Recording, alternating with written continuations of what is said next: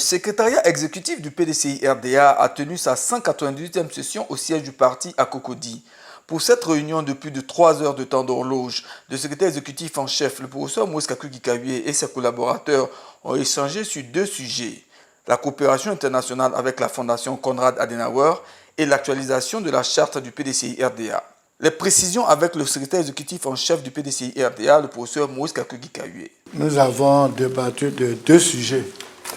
D'abord, un sujet relatif à la coopération internationale, où la Fondation Konrad Adenauer organise une cérémonie de célébration des 30 ans du dialogue politique en Afrique de l'Ouest.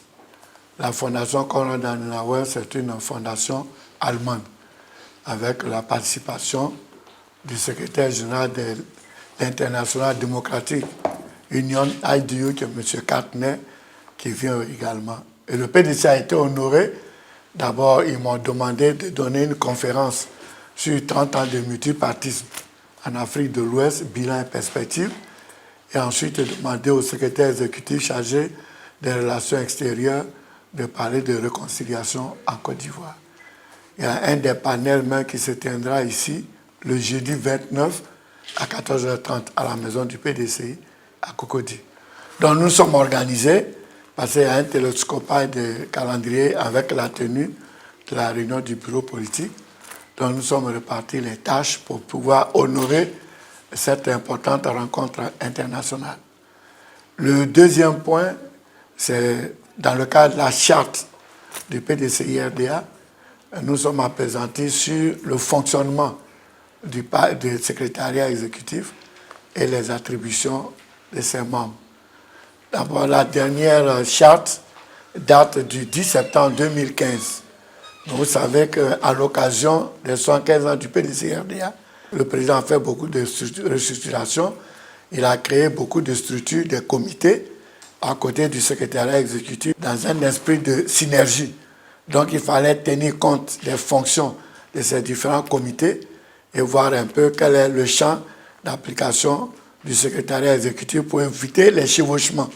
Donc, depuis le mois de février, nous avons fait un canevas, parce qu'il y a des nouvelles structures qui ont été créées, des anciennes ont été supprimées, donc il fallait refaire notre décision de fonctionnement et d'attribution.